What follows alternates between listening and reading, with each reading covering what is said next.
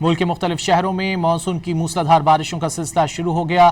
پشاور سمیت خیبر پختونخوا میں بادل کھل کر برس رہے ہیں۔ پنجاب کے بھی کئی شہروں میں بارش کا سلسلہ جاری ہے۔ تیز بارش سے مختلف شہروں میں سڑکیں اور گلیاں تالاب بن گئیں۔ نشیبی علاقے زیر آب آ گئے۔ بارش کی صورتحال پر رپورٹ دیکھتے ہیں۔